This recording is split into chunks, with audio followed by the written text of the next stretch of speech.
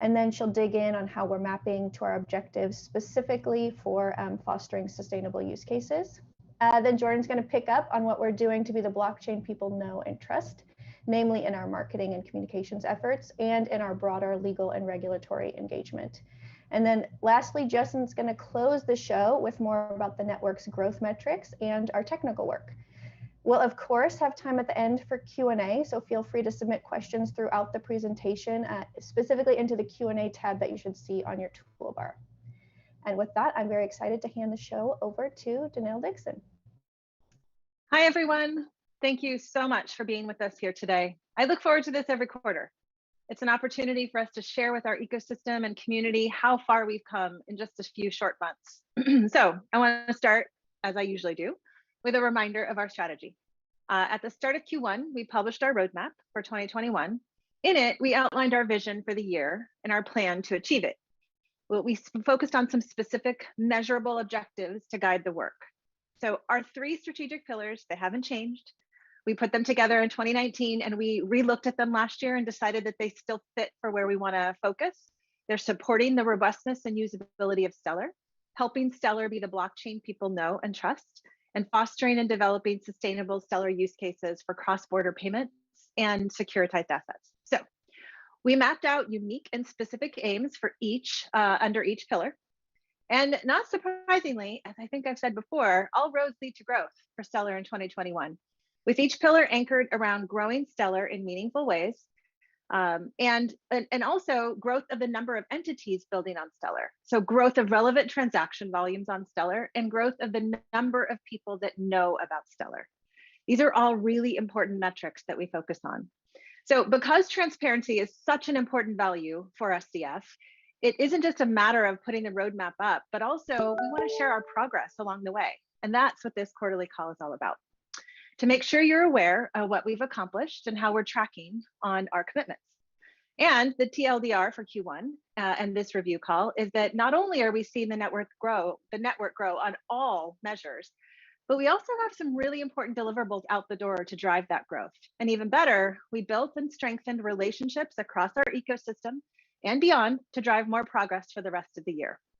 So it's all oriented around toward achieving SDF's vision of creating equitable access to the global financial system.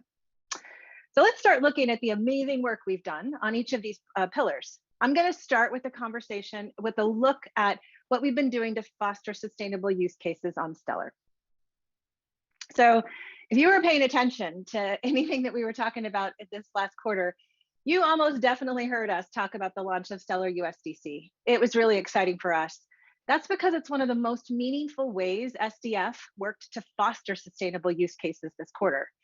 Bringing USDC to Stellar really brings together the best this industry has to offer, pairing the world's fastest growing USD stablecoin with the world's fastest moving network. There are a lot of reasons that this is big news for our ecosystem, but also for our partners at Circle and the Center Consortium. Stellar adds an established, mature network to Center's consortium, and the network's differentiated features that help businesses and developers leverage Stellar USDC in really meaningful ways. Standard compliance protocols, performance at scale, on-chain foreign exchange, our incredible Stellar anchor network, and really low fees that stay that way. And our unique focus on cross-border payments and transaction use cases will allow USDC to further penetrate the financial stack by expanding from trading and DeFi, its existing foothold, into remittances and B2B cross-border payments. So there's a whole lot of potential there to tap into. And I think the thing that I'm most excited to see is what this will mean for our anchor network.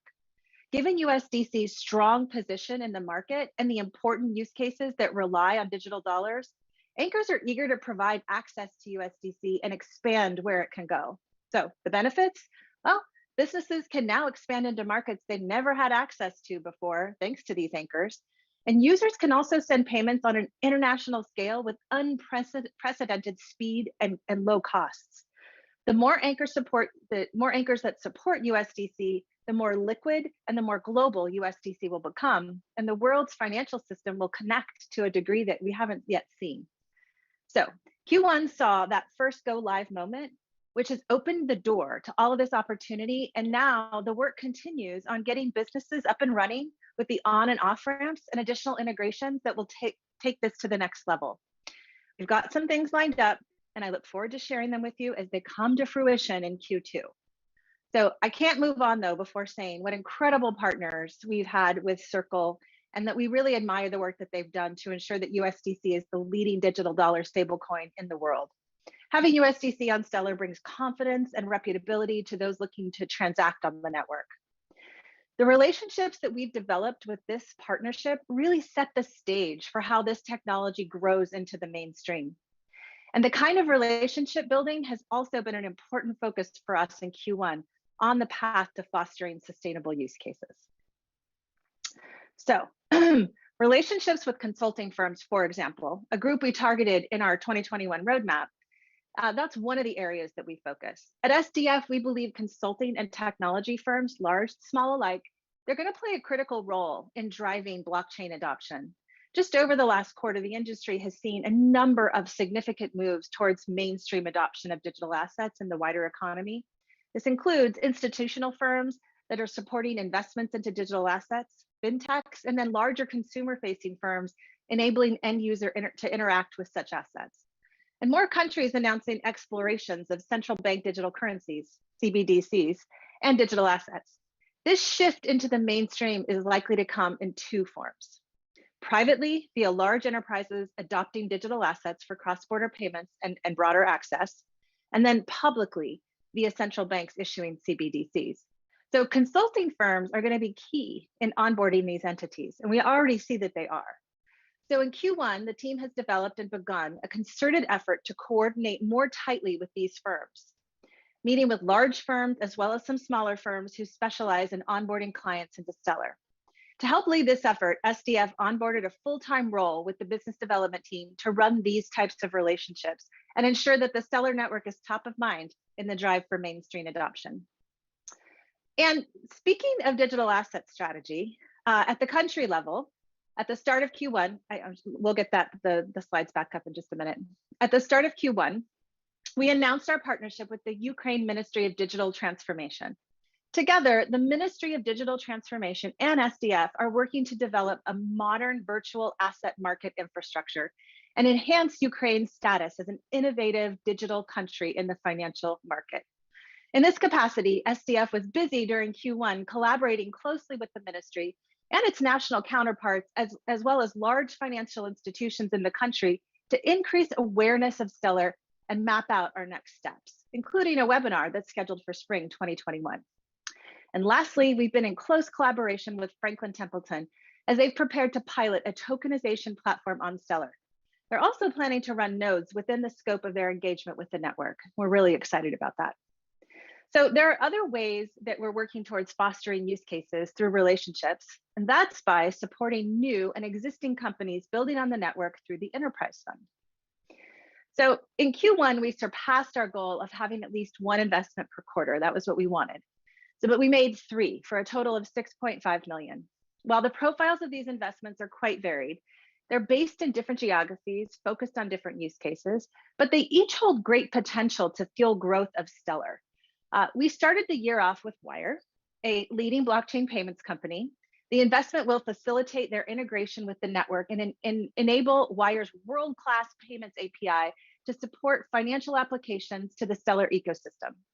In particular, integrating with existing anchors and enabling Stellar USDC on and off ramps in existing fiat pairs, USD, GBP, CAD, AUS, and the Euro. We followed with an investment in Cowrie Integrated Systems, an ecosystem company that is focused on cross-border payments. Our investment is designed to help them to develop their growing remittance corridors and promote public-private partnerships in pursuit of regulatory clarity, given recent news coming out of Nigeria's central bank earlier this year, a topic that we'll come back to in just a little bit in this webinar. These funds will provide Cowrie with resources to continue to expand their operations in emerging markets and further develop payment corridors between and into and out of Africa, with an initial focus on Nigeria, given its status as the largest economy in sub-Saharan Africa. And lastly, We reinvested in DStock. It's a Liechtenstein-based fintech company that seeks to make investing accessible and affordable for people in emerging markets by providing zero-fee access into the global stock market, which is pretty cool. We built our initial investment. We made it the start of last fiscal year, to support this incredible company as they seek to expand their reach into new markets. These use cases, they're aligned with our mission in so many ways. But I'm not going to say more, because Jordan, our CMO, is going to unveil our latest case study where you can hear all about DStock's incredible work directly from them and their users.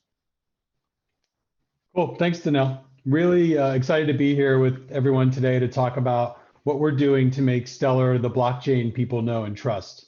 And as Danelle just mentioned, a big part of that work is how we bring visibility to the efforts that so many of our inspiring ecosystem companies that are building on the network and highlighting that work. And doing that is really core to our marketing strategy, which is why over the last few months, we've worked with the DStock team to prepare this case study that explores the ways they're making investing accessible and affordable for people in emerging markets by providing zero-fee access into global stock markets. So with that, I am thrilled to debut the new work.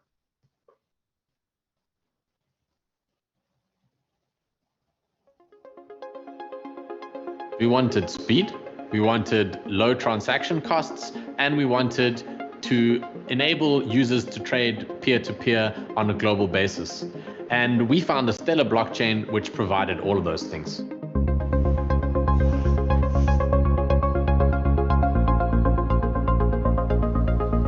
DStock is based in Liechtenstein.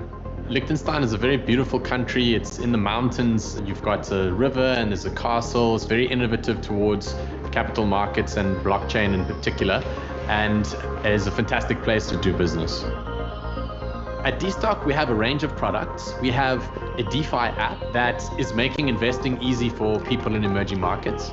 Users can get access to investing directly from their phone. We also have an API that businesses can use to integrate with if they want to help their users getting access to investing.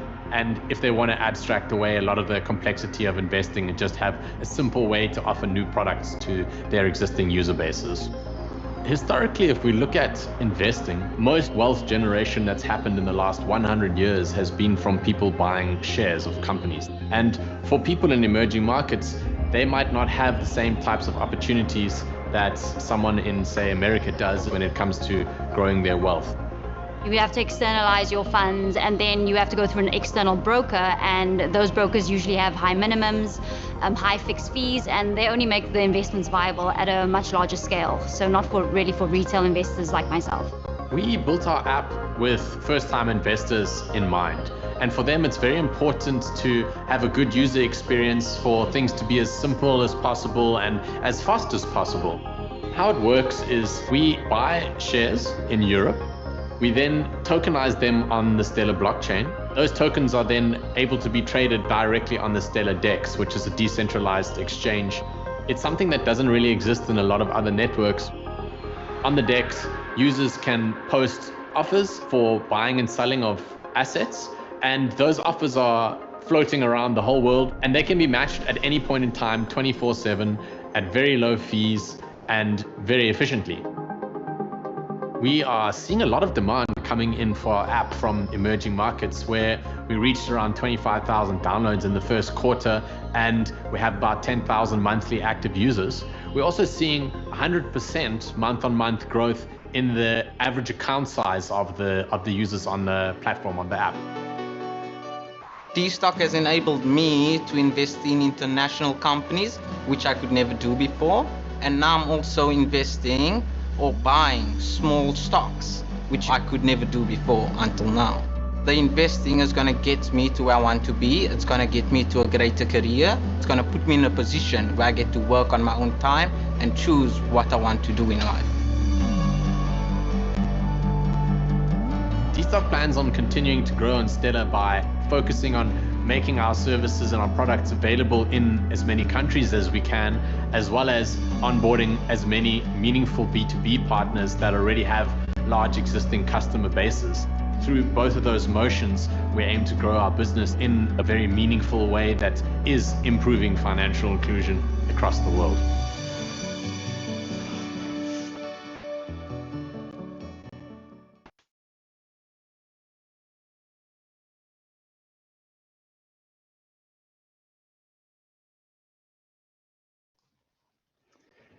Great. Well, DStock, I mean, they really epitomize what we at SDF love to see in the ecosystem, which are companies that can chase real business opportunities and help us achieve our mission around driving financial inclusion at the same time. So you can visit the live landing page on stellar.org right now to learn even more about DStock and watch the video again. And we'll be featuring versions of this content in our paid media as well as at conferences as we head into Q2 and through the rest of the year. Getting this use case ready to share with the world was a priority for the marketing team in Q1. We've got another case study in production right now for release later this year, which will put us on track to hit our roadmap objective. In fact, I'm betting that we'll beat that objective this year. But that's not all we did in Q1 to drive visibility for the network. Danelle touched earlier on the value of USDC coming to Stellar. So our team, the marketing crew, spent a lot of time this quarter getting that messaging out, highlighted by a feature in Forbes, a collection of blogs on stellar.org, highlighting what differentiates Stellar USDC from the other versions of it, and the ecosystem businesses working towards leveraging the integration, like Finclusive and Wire. We also did a ton of social promotion where we shared videos from companies across the ecosystem on how they're planning to leverage that integration. We also had a bunch of enterprise fund announcements that Danelle talked about, and so we spent some good effort amplifying those in terms of getting the Wire investment mentioned in Fortune's term sheet newsletter and Crunchbase News's daily briefing. And SDF leaders, we were on the podcast circuit in Q1. Our COO, Jason Chapala, and Justin, our VP of Ecosystem, both had appearances during the quarter on places like Block Hash podcast and the Gold Silver Bitcoin podcast. Even I had the pleasure of joining Sam Connor on Stellar Global podcast earlier in March. And then also we had Danelle and our VP of Engineering, Karen Chang, were jointly interviewed on the Decrypt Daily podcast around International Women's Day. And more, speaking to International Women's Day, on the events front, SDF, we hosted our own virtual event to mark that day on women building in blockchain, featuring a talented group of both developers and non-technical women working at SDF. And then on the external events front, we had also a very busy quarter with 10 virtual conferences or appearances in Q1, and also really busy planning for Q2 with a really great lineup of things slated for this quarter. Danelle yesterday spoke at the European Blockchain Convention, and our General Counsel, Candice Kelly, is speaking there literally right now. And some other blockchain conferences and events, including the Blockchain Finance Forum Europe 2021, and will be at Consensus by CoinDesk in May. And then we've also now started to crack into broader fintech conferences. And so Danelle will be speaking later this week at the Paris FinTech Forum, and then we'll also be speaking later at the end of the month at Lend It USA FinTech Conference. And then lastly, our marketing efforts in total really drove a lot of growth on SDF's own digital channels. And we saw a lot of increased traffic and, importantly, more engagement. So both quantity and quality. And so, for example, our Twitter engagement rate for the quarter jumped by 33% versus Q4 of 2020. And our continued content marketing campaign efforts are really beginning to bear fruit on stellar.org, where we obviously want people to come and learn about Stellar, but also engage with us and want to learn more. In the month of March, we saw our month-on-month doubling of inbound form fills on stellar.org in terms of March versus February. So really good indicators in terms of people wanting to learn more and engage with us. And so building trust in the network is obviously about raising awareness for Stellar with a lot of different stakeholders. And that also extends to policymakers and regulators. And that's really where our policy team comes in, where they're advocating for the public and private partnership that we talk a lot about to help shape the regulatory future of blockchain. Now, in the US, with the new Congress and new administration, obviously there's new policy priorities coming into place and new officials settling into new roles. So we're anxious to see what happens with a number of the key posts related to blockchain policy that remain open. And so while there's been a bit of a slowing in terms of legislative and rulemaking activity, one really critical issue to the blockchain community has continued from Q4, and that's FinCEN's notice of a proposed rulemaking related to self-hosted wallets. And so in January, SDF had expressed concerns with the proposal during that initial comment period, and recently in March added to those comments when the comment period was extended and then closed in March. Candace Kelly, our general counsel, who had mentioned, also participated in some discussions around the current regulatory environment at a couple events, both at a panel on blockchain and crypto regulatory issues at FinTech Retreat 2021 in January. And then just recently in March, Blockchain by Women had a panel on ensuring privacy and security of blockchain and digital assets that Candace participated in.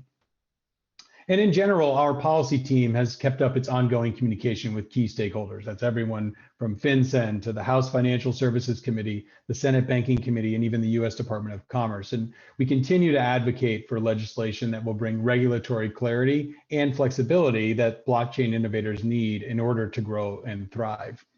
And that goal extends outside of the US as well. And so, for example, the focus on Nigeria, as the Central Bank of Nigeria issued their circular that called into some question the digital asset environment in the country, which has implications obviously for Cowrie, the ecosystem partner that Danelle mentioned earlier. So I'll invite Danelle to share some more thoughts on that situation and kind of what we're thinking about to ensure our voices are heard by regulators in Nigeria and around the globe. So Danelle, I'll pass it back to you. Well, I think with respect to Nigeria, I think this is one of the areas where it demonstrates the importance of that public to private, the combination and the sharing of ideas and thoughts. We're really encouraged by the latest news from the Nigerian SEC and the Central Bank of Nigeria, the CBN, that they've agreed to collaborate and conduct research to find ways to regulate the cryptocurrency market. What's been unfolding in Nigeria over the last few weeks reinforces the importance of that open collaborative dialogue between stakeholders, like I said, the public and private, to determine the best way to regulate blockchain and digital currency. The initial communications from the CBN, they created some confusion rather than bringing clarity. And it has paused operations of many promising fintech businesses leveraging blockchain technology who are unsure how to proceed. That includes some of those businesses that are building on Stellar. But this isn't unique to Nigeria.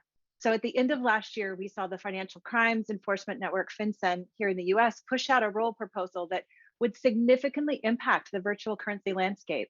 Not only that they initially only allowed a 2-week comment period over the holidays, it's kind of crazy, but ultimately after the outpouring of feedback from stakeholders, they expanded that. And by all accounts, they're engaging in a meaningful dialogue now with industry. So in both cases, we know that these regulatory bodies, that they're doing the best they can to deliver on the tremendous duty that they have to their citizens and to their countries. Consumer protection and deterring financial crimes are values that we share. But attempting to create regulatory frameworks behind closed doors or as a knee-jerk reaction to various pressures isn't the right way to approach innovation. So to do this right, we need to be working together. And I do feel like this is a lot of work that we need to focus on at SDF. And that's why I think that the policy piece is really important. So as we've said before, and we'll continue to repeat, creating the right policy and regulatory framework for blockchain technology will bring us close collaboration and partnership between the public and private sector. That's really the way to go. And for our part at SDF, we stand ready to work with regulators all over the world as they conduct their research. The way that I want regulators to think about this, or folks that are really trying to work with their countries, is that what are they going to miss out on if they don't allow their constituents to have access to blockchain technologies, and really the use cases that build on top of it. So that's the focus that I'd like to get to. So ultimately, this work is really important because we want to make sure that these corridors stay open and can flourish. And we want to continue to drive meaningful network growth, which is what Justin is going to talk about now. So how the network grew in Q1 and what we're doing to keep and to help that growth continue in the future with investments in our engineers and in our community. So Justin? Thanks, Danelle. For those of you who don't know me yet, I'm Justin Rice. I'm SDF's Vice President of Ecosystem. And as Danelle mentioned, I'm going to kick off this section about ensuring the robustness and usability of Stellar by talking a bit about network growth. And to do that, I'm going to dig into some numbers. Now, because the Stellar ledger is public record, we can see what's going on the network. And there's actually some easily observable network stats that can really help us answer a key question. Are people using Stellar? The answer, I'm happy to say, is yes. We gathered some metrics that capture network activity, and we'll continue to track them throughout 2021. And today, we'll compare those metrics year over year to their 2020 equivalents. The good news, they all show a significant increase in network activity, all of them. So the first metric, total accounts. There were 5 million Stellar accounts as of Q1 2021. Year over year, that's 10% growth. Second metric, total number of payments. There were 24.8 million payments in Q1 of 2021 versus 9 million in 2020.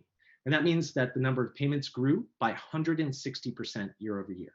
So people are creating accounts, they're using them to make payments. Perfect. That's what Stellar was designed for. Those payments are also driving volume on Stellar's built-in decentralized exchange, aka the DEX.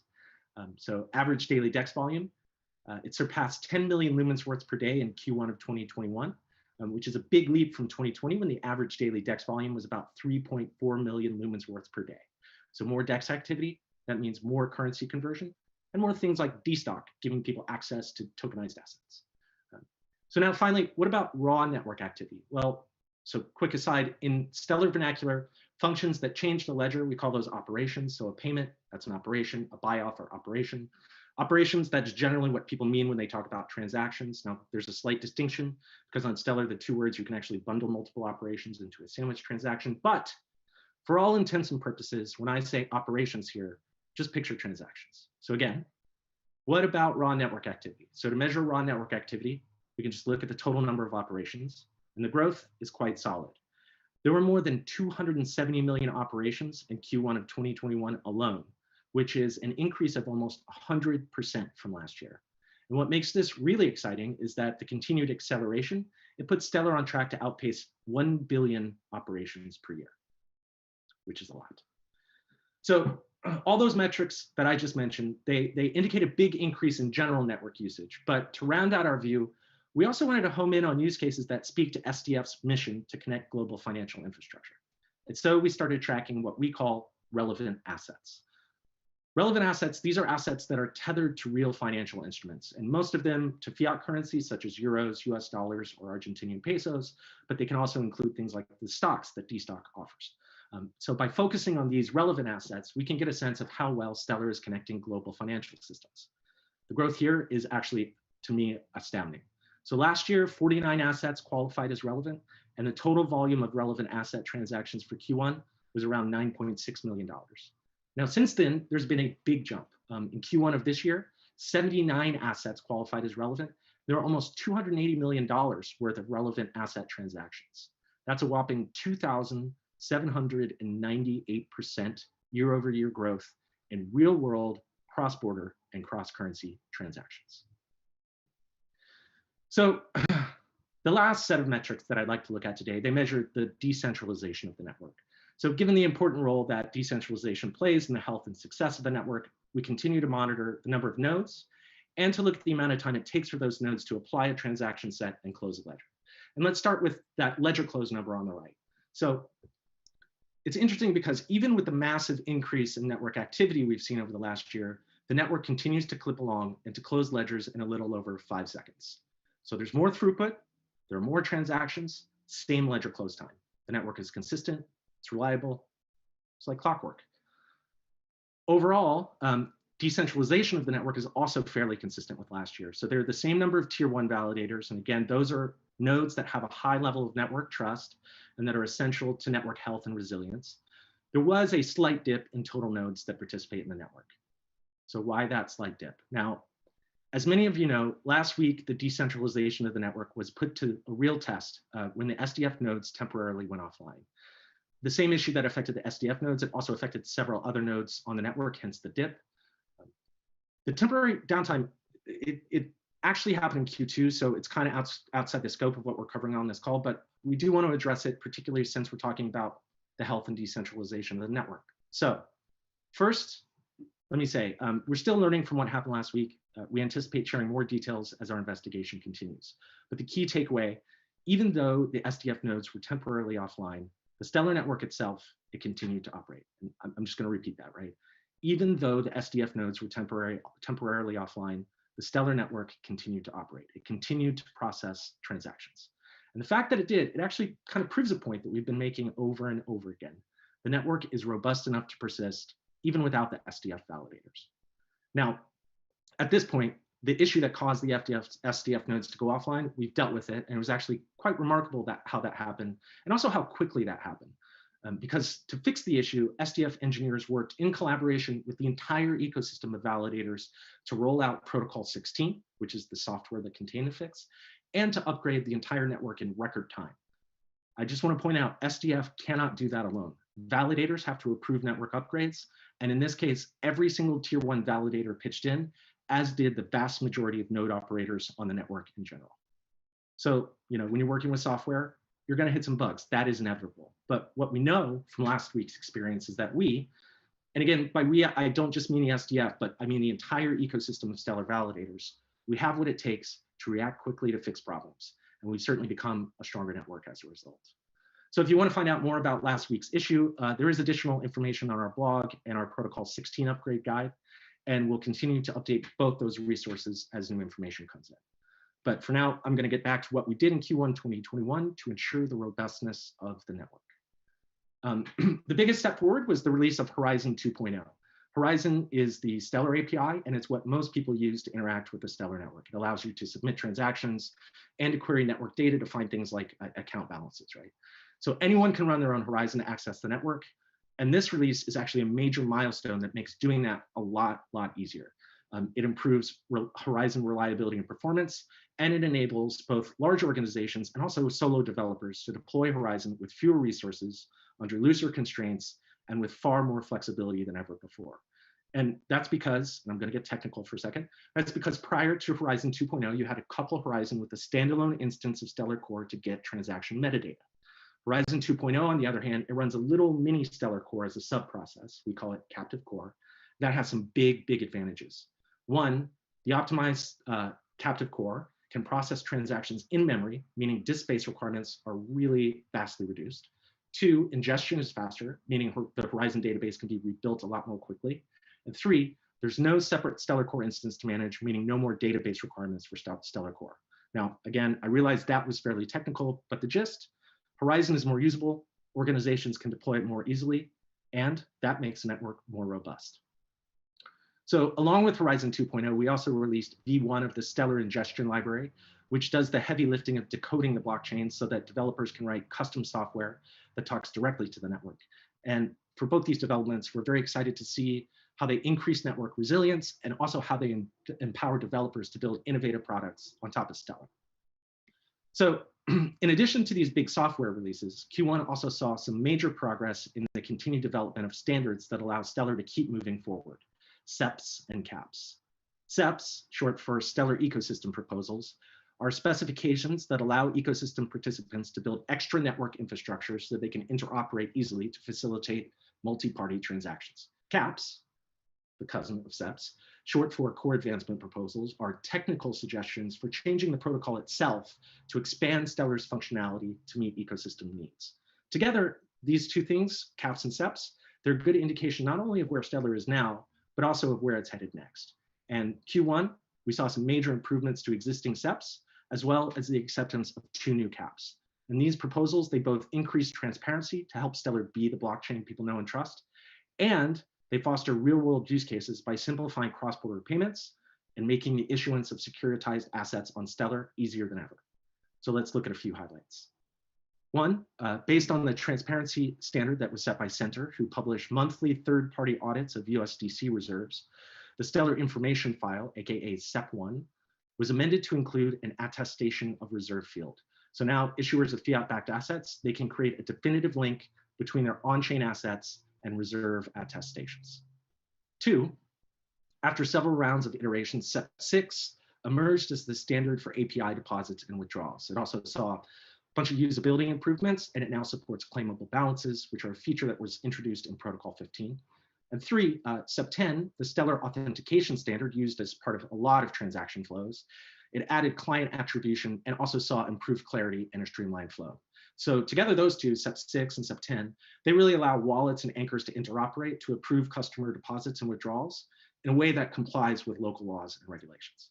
And then finally, we also saw some improvements in the regulated assets ecosystem. The first of which was that the actual standard, the Stellar Ecosystem Proposal 8, was updated to address new use cases based on ecosystem needs. And in addition, 2 major Q1 caps focused on regulated assets by improving an asset issuer's ability to control access to their assets. The first, Cap 29, it just modified asset authorization flags to make them a bit more intuitive. The second, Cap 35, created a whole new class of asset control that provides an issuer with the means to claw back designated assets in order to support regulatory requirements. Again, designated assets. Now, both of those, Cap 29 and Cap 35, they were developed in close collaboration with the ecosystem and with the SDF and Core and Horizon teams who work to prototype and validate an implementation.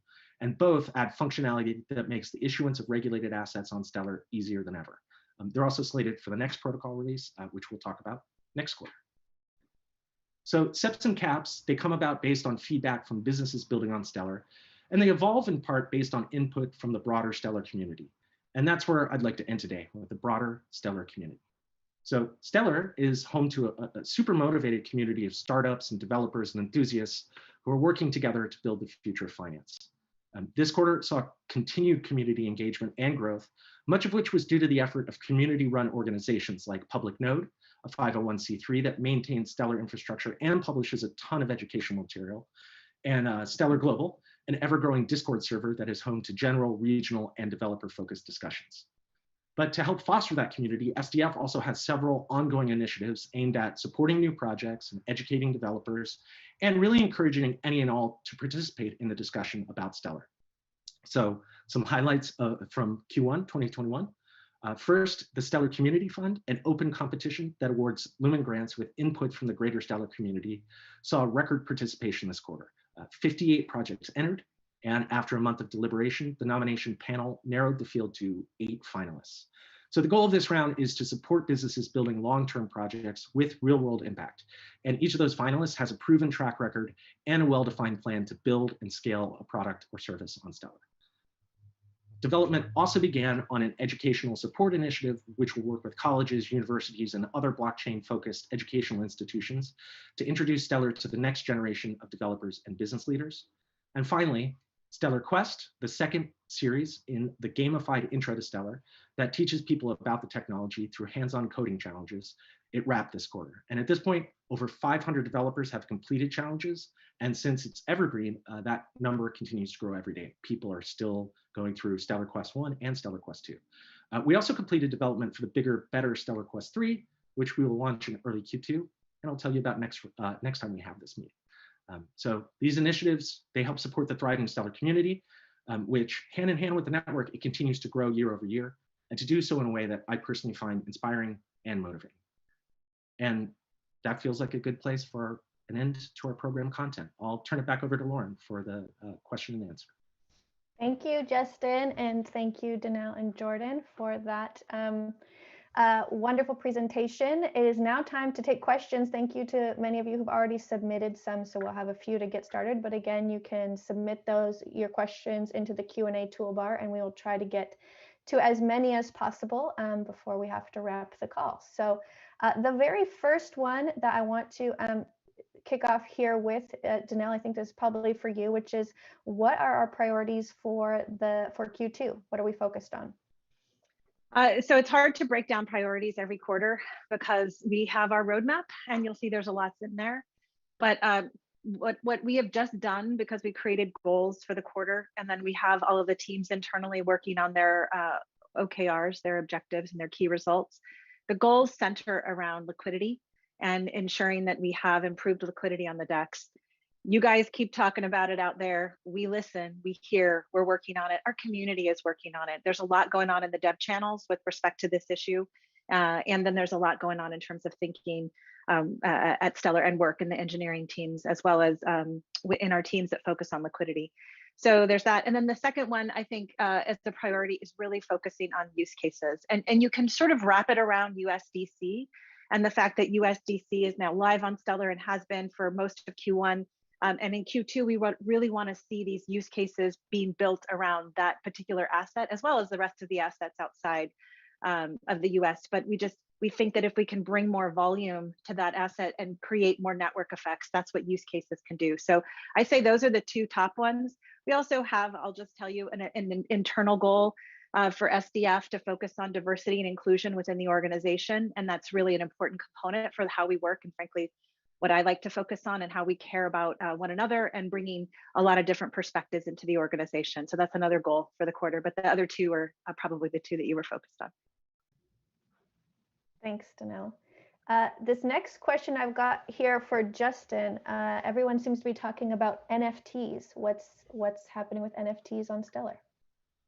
It's a great question. I mean, first of all, we are actually hosting an NFT roundtable on Thursday, which I urge you all to attend. I mean, definitely the SDF is mission driven, and we're focused on use cases like cross-border payments. And we, to be clear, are not planning to focus on NFTs ourselves. But one of the coolest things about the open participation nature of Stellar is that there's a whole vibrant ecosystem of projects out there that are exploring topics, including NFTs, and building solutions to the problems that they find interesting. And so there's a lot of activity that's happening on NFTs on Stellar. You can go look at Light Mint, for instance. And it's just something that is sort of proof of the fact that the ecosystem can take advantage of the open nature of Stellar to tackle problems that they find interesting. And that development doesn't have to be led by SDF. Cool. This next question, I think, Danelle, comes probably back to you, which is there's some interest, a couple of questions coming in about how are we working on CBDCs and with what kind of groups? Yeah, so we spend time on the CBDC issue from our policy side of the house, as well as from the engineering side, and supporting different groups that are thinking and talking about CBDCs. The groups that do this obviously are governmental bodies, and so we do engage with governmental bodies in different parts of the world on this issue.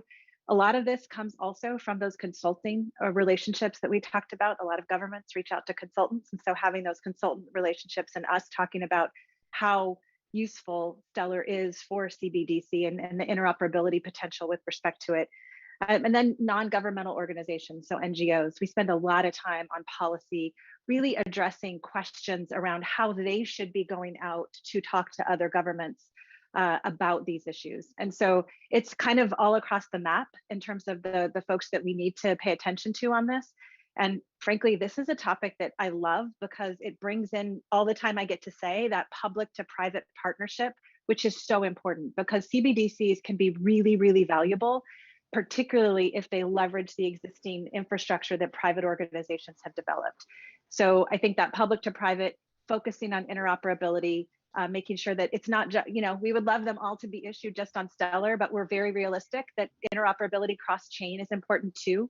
So to be able to do that in a similar way that USDC has done it is important. So all of these issues are things that we address very often, and we love that space. Exciting use case there. Jordan, I think this one probably is best for you. Some folks are curious about what's happening on the Vibrant front and when we could expect marketing there to ramp up. Yeah, I mean, I can say a bit, and Danelle, if you want to pile on. I mean, anyone who's, my background prior to SDF was in mobile apps. The amount of product polish that you go through is really critical in terms of user experience and making sure the funnel is working. The Vibrant team on the development side has done a ton of work in that regard, and marketing is now starting to ramp in Argentina. I know they've started running paid media for acquisition and starting to get some real traction in that market in particular. So they know that the marketing folks on Vibrant have been sort of raring to go, and the product is kind of getting to a place where they're able to now start bringing people in and make sure that the app's performing how they want it to. Yeah, I think the only thing I'll add on that is that I want to see this marketing happen as much as all of you do. But I also love what we've been able to do with Vibrant. When we talk about use case development, one of the really important things is that we understand and we learn from the development of Vibrant about what needs to be brought to the network to be able to make it easier for others to develop on it. That's what Vibrant's done for us a lot. So it might feel like there's fits and starts with respect to it. I feel it too, by the way. The team feels it. But the truth is, it's just brought so much more comfort and knowledge into how to develop this network in a way that applications can build on it and be successful. So with that, I feel like we are finally to the place where we feel really good about the way, not just that Vibrant looks, but the way that it interacts with the infrastructure and the way that it interacts with all the anchors and the other bodies on the network that they need to leverage. So I want to see this off and running, and I'm going to put pressure on Jordan to do that too. Well, and just to speak a little bit further to what you just said, Janelle, I know, like, for example, DStock and Vibrant, those teams talk, right? So they're going through very common experiences, right? A consumer-facing mobile app, which is part of DStock's business in terms of, okay, how's that working? Where have the hiccups been? What are you seeing in terms of the funnel? How is it integrating into Horizon? And so that, we have that experience now in-house, having done it ourselves, and the Vibrant team, they have regular calls with the folks at DStock to help kind of optimize on both ends.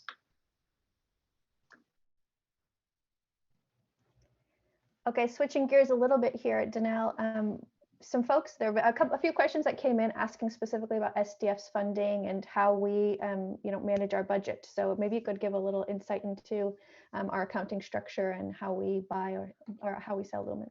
Yeah, I mean, I think one of the things, I saw some of those questions in there, some of them more aggressive than others, but I want to say that I think that we're very clear about what we're trying to do here. We're not trying to sell lumens in order to do something that you guys aren't going to see. So we do sell on centralized exchanges. Our mandate page is very clear about what we're doing. You can see what's happening. In fact, that's how all of you know what's actually happening, where movement is happening. We sell lumens on exchanges, as the mandate page explains, and we only do this to fund the operations of SDF, but also to support the investments that we make and the use case development and the growth of the network. So these lumens that we sell are only being used, and I'll say this again, and I'm probably gonna have to say it time and time again, to support our mission, which is creating equitable access to the global financial system. So there's no secret there. It's very clear what we're doing. Please keep track of us. If you think that there are better ways that we can describe it, I'd love to hear about it. Let us know. But I think that the mandate page is very clear, and we're going to continue to, that page updates by itself in terms of the number of lumens that are leveraged, but it all goes to the things that we lay out in terms of what's happening with respect to what SDF is focused on. Remember, we don't have shareholders. We're a nonprofit. We pay taxes, but we don't have shareholders. So this is all going to the growth of the ecosystem. I think that's an important point. Thank you. Justin, next question here for you, I think. Are you working or partnering with any universities to do research on how to improve stellar tech? Yes. Last quarter, we really started to think about how we could better engage with and work with and collaborate with universities. And we spent a lot of time just like reaching out to a lot of different people to figure out how we could best collaborate, how we could support them, what would make sense, the best way to sort of structure relationships. And this quarter, we're really starting to focus on building out those relationships. And so we're talking to universities, we're talking to not only educational programs, but to researchers at universities to sort of help them, to support them as they do research that helps us understand Stellar, how to make it better, and just sort of give us that academic insight that is vital to sort of validating a lot of what happens in a complex system like a blockchain. And so I would say if you are interested, at some point soon, we're actually going to be launching a lot more information about this university program. If you're like listening to this now and you ask that question because you are one of these people, write to me, justin@stellar.org. We are building these relationships as we speak.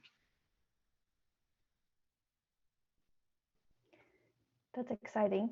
Danelle, the next question here. There are some proposals about AMMs and liquidity pools on Stellar Core. Do you believe that this is something we're going to see on Stellar Core this year?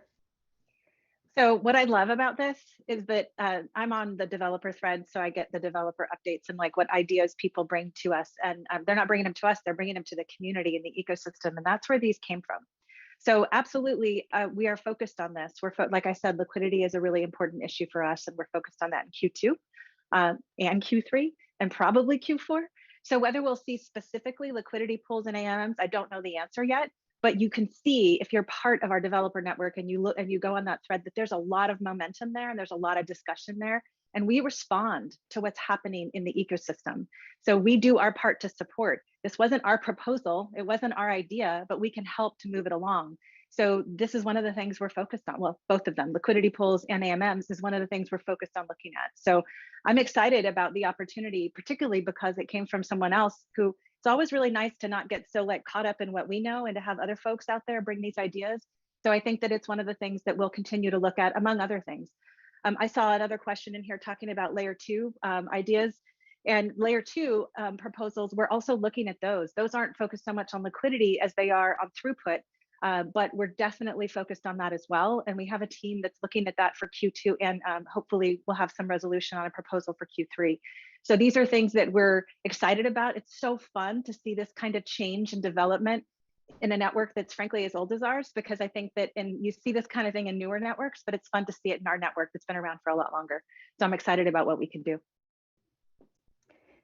A related question about ecosystem engagement, one here about how Dan from Securency is an author on CAP 35, and curious about what the relationship between SDF and Securency is and how we work with them. Oh, well, Securency is an ecosystem partner. Securency is phenomenal in terms of the work that they do, not just for our network, but they also know other networks as well. We love Dan. We think Dan's great. It's got a lot of good ideas. The CAP 35 proposal wasn't only written by Dan, but it was written in conjunction with some of the work that Securency had proposed. That is the nature of our relationship with them. We actually do, we have done projects with them, but it's mostly just that they're an ecosystem partner and they do a ton of work to support the network and to build on the network and to create interesting alternatives on the network, like CAP 35, which is the clawback function, which I think is a pretty cool idea if you're going to get to securitized assets. Following up on that, what makes someone a good partner for us? For SDF. A good partner for SDF is someone who cares about the network and cares about creating network effects. I mean, this is really what we need to do. For all of those of you out there who have ever actually tried to build an ecosystem, or frankly, even just tried to build a small business, you know what's most important is the relationship that you have with one party and how that is going to create another relationship with another party, and how that then creates users for maybe both of you, but that you can actually grow an ecosystem. Network effects are huge. And so partners that are important for SDF, I mean, frankly, we love all of you who are building out there, even those of you that we don't know, because it's great that you're using this technology and making it better. That's the nature of an open source project. But we really care about those people who want to improve the network, create relationships on the network. Part of Justin's team actually spends a lot of time just connecting different companies within the network and the ecosystem so that they can learn from one another and hopefully build business relationships together.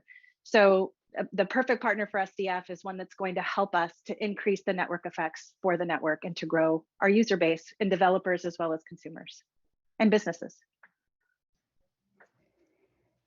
Jordan, so we only have a couple minutes left, guys. So we're going to try to get to as many questions as we can squeeze in here at the end. Jordan, this next one is for you, which is just generally about marketing and how we kind of approach marketing and get ourselves out there.